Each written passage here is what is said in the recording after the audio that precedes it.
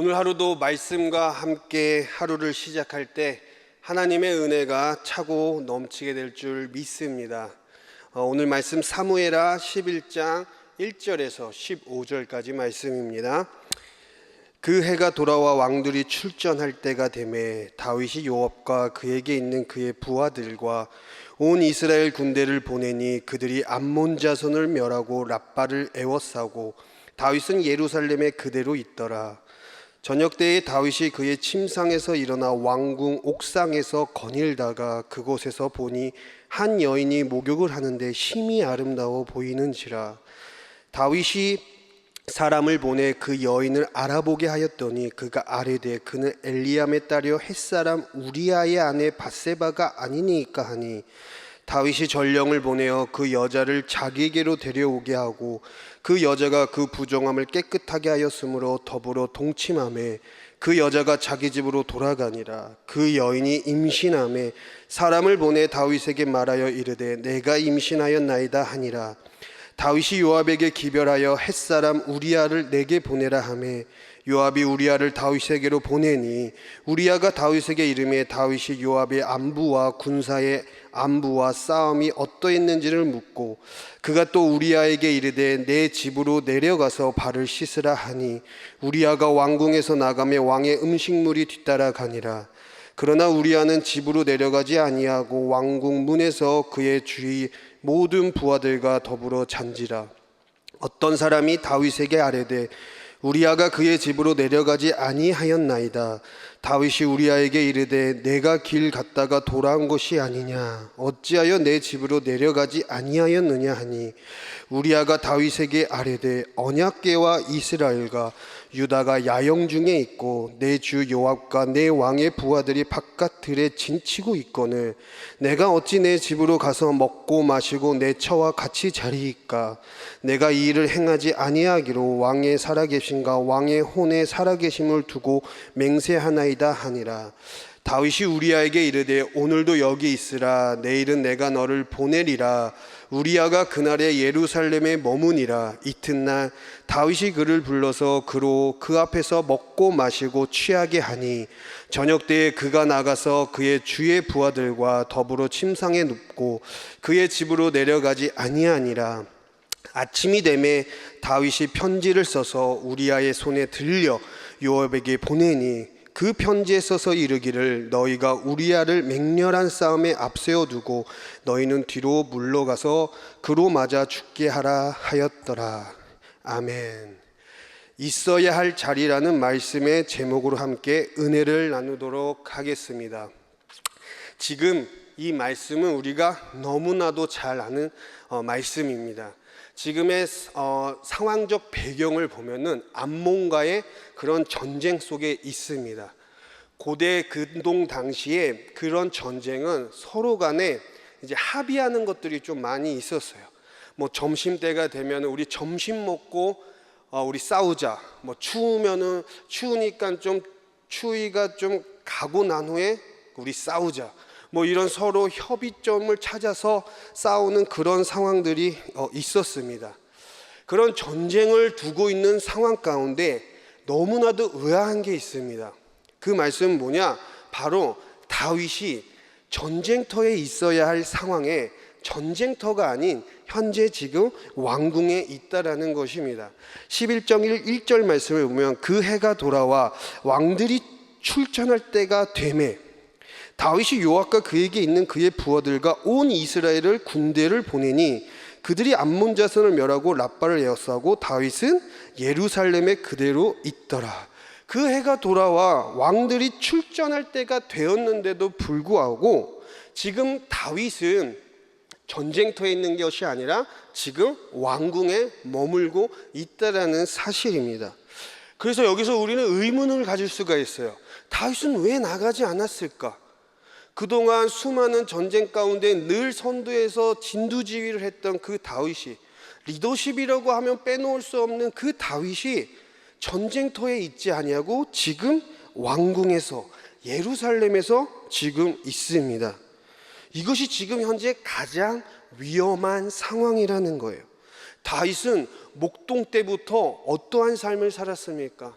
날마다 그 하나님의 말씀이 떨어지기도 전에 무섭게 그 하나님의 말씀을 캐치하여서 행동으로 옮겼던 다윗 아니었습니까?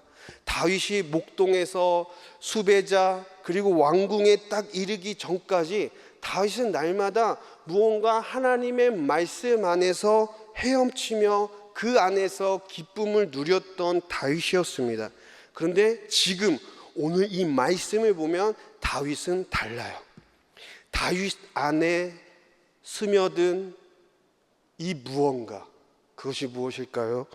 바로 나태함이었어요. 이 다윗이 이 나태함 가운데 죄를 짓게 됩니다. 그 죄가 무엇이죠? 바로 2절 말씀. 저녁 때에 다윗이 그의 침상에서 일어나 왕궁 옥상에 거닐다가 그곳에서 보니 한 여인이 목욕을 하는데 심히 아름다워 보이는지라. 이 말씀이 우리가 잘 봐야 돼요. 아름다운 여인이 목욕한 거냐, 아니면 목욕을 하는 여인이 아름답게 보였는가? 그런데 오늘 말씀을 보면은 한 여인이 목욕을 하는데 심히 아름다워 보이는지라 이렇게 나와요. 아름다운 여인이 목욕한 게 아니었어요. 그냥 목욕을 하는 여인이 아름다워 보였어요. 그러니까 지금 다윗의 상태는 영적으로 지금 무너져 가고 있다라는 상황입니다. 다윗이 지금 실족되는 그 상황, 전쟁터에 있어야 되는 그런 상황이 아니라 다윗은 왕궁의 옥상에서 지금 그 자리에서 지금 이제는 죄를 짓기 일보 직전, 그 나태함으로 인해서 그 여인의 몸을 보고 하나님 앞에 범죄를 저지르기 위해 시동을 걸고 있습니다. 정말 대조적인 상황이 누굽니까? 요셉입니다. 창세기 39장 10절에 보면은 날마다 이 피 끓는 청년 요셉에게 날마다 유혹하는 여인. 그런데 이 요셉은 하나님 앞에서 자신이 죄를 범할 수 없다, 그래서 그 자리를 계속해서 피합니다. 사랑하는 성도님들, 우리는 정욕 앞에서, 그리고 우리는 그런 죄 앞에서 우리는 이길 힘이 없어요. 그렇기 때문에 우리는 날마다 피해야 합니다. 죄의 자리에서 나는 이길 수 있어, 그러다가 우리가 무너지는 거예요. 정욕의 자리에서 나는 이길 수 있어, 그러다가 우리는 무너지는 거예요. 우리가 이길 수 있어가 아니라 그 자리를 피하다 보면 어느 순간 우리 안에 하나님의 말씀으로 점점점 충만해져 지혜가 생겨나고 이것들을 이겨나갈 강한 근육들이 우리 안에 생겨나는 것입니다. 그러므로 우리가 날마다 살아가면서 하나님의 말씀을 앞장세워서 우리가 피해야 할 자리는 피해야만 하는 것입니다. 1절 말씀에 보면은 참 여기서 중요한 게 1절과 3절과 5절 말씀에 딱 한 단어가 이렇게 공통적으로 나옵니다. 그 말씀이 무엇입니까? 1절에 그 해가 돌아 왕들이 출전할 때가 되매 다윗이 요압과 그에게 있는 그의 부하들과 온 이스라엘 군대를 보내니, 3절 말씀에도 다윗이 사람을 보낸다고 나와요. 5절 말씀에도 그 연이 임신함에 사람을 보내요. 다윗은 죄를 짓기 위해서 누군가를 이렇게 보냅니다. 이미 나태함이 들어와 있는 그런 상황 가운데 다윗은 누군가를 보내요. 죄를 짓기 위해서. 여러분, 우리가 정말로 우리가 스스로 알아야 될 게 가인이 살인자여서 사람을 죽인 게 아니에요. 이미 가인은 그 마음 가운데 그 살인의 충동, 즉 그 죄성이 충만한 상태에서 살인을 저지르게 된 것입니다.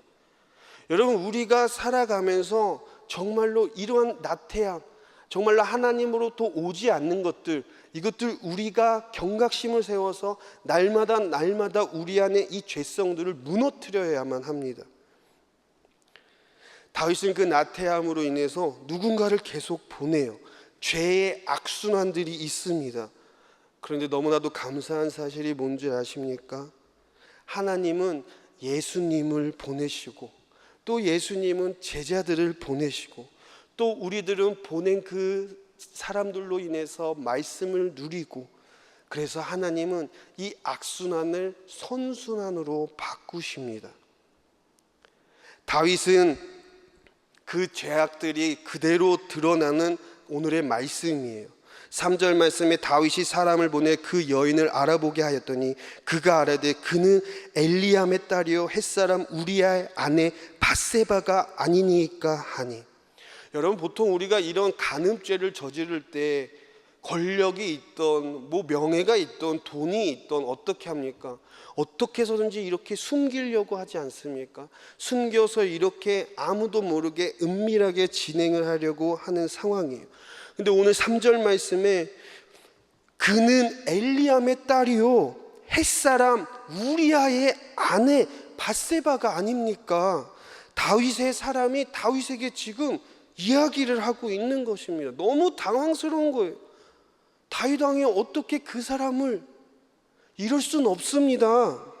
그런데 다윗은 대놓고 그 죄악을 저지르게 됩니다. 그리고 전쟁터에 있던 우리아를 불러들입니다. 왜 불러들입니까? 이젠 그 모든 것들을 막으려고 하는 거예요.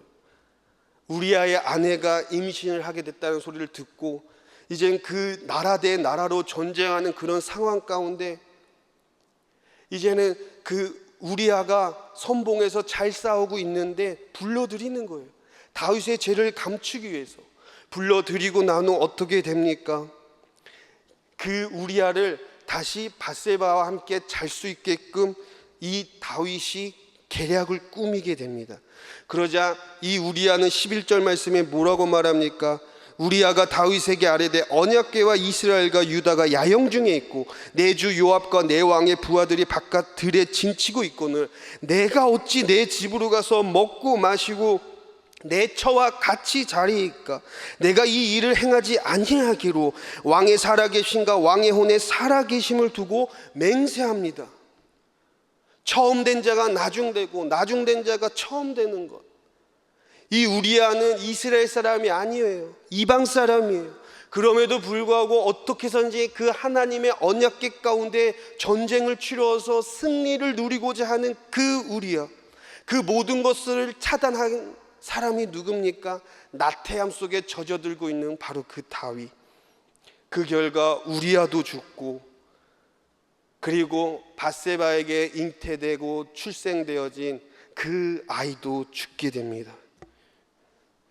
다윗이 피해야 할 그 죄로 인해서 계속해서 죄가 쌓이고 결국엔 죽음에 이르는 상황. 여러분, 이런 상황을 신약에서는 어떻게 말씀합니까? 로마서 6장 23절 죄의 삭은 사망이다. 목동일 때 5개의 돌로 골리앗을 때려잡았어요.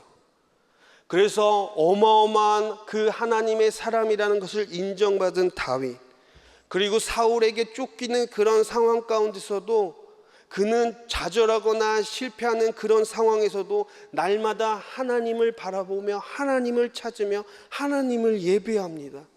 그리고 다시 왕에 복귀했을 때도 그는 어느 순간까지 하나님 앞에 신실한 그러한 사람으로서 살아가요. 그런데 어느 순간 그 나태함으로 인하여서 다윗이 죄를 짓게 되고 정작 있어야 할 그 자리에 있지 못하고 죄를 지으면서 결국에는 하나님 앞에 안타까운 그런 행동을 하게 됩니다. 목동일 때나 왕궁에 있을 때나 수배자였을 때 다윗은 한결같이 하나님 앞에 붙들린 그러한 사람이었어요. 그런데 그런 나태함의 죄로 인하여서 다윗은 하나님께서 세우신 그 나라, 그 왕궁이 무너지게 되는 안타까운 상황을 맞게 됩니다. 사랑하는 성도님들, 우리 안에 죄성들이 지금 무엇이 있는지, 누군가는 나태함, 누군가는 게으름, 누군가는 부정적인 생각, 그로 인하여서 우리가 있어야 할 자리에 있지 못하고 죄의 자리에 있으면서 지금 우리가 하나님의 말씀이 점점점 사라져 가고 있지는 않은지 우리가 날마다 점검함으로써 하나님 앞에 한 걸음 한 걸음 나아가게 되기를 주님의 이름으로 축복합니다. 기도하겠습니다. 사랑의 예수님, 무엇보다도 우리의 심령 가운데 나태함이 있다면 제거하여 주시고, 우리가 날마다 하나님의 임재 가운데 거하여서 그 자리에서 하나님의 나라가 우리를 통하여 회복되어질 수 있도록 주님 축복하여 주시옵소서. 끊임없이 죄의 유혹 가운데 살고 있는 우리에게 긍휼을 베풀어 주시옵고, 예수 그리스도의 그 피로 인하여서 반복되는 그런 죄성들이 끊어지고 거룩한 주의 자녀들이 될 수 있도록 주님 인도하여 주옵소서. 예수님의 이름으로 기도합니다. 아멘.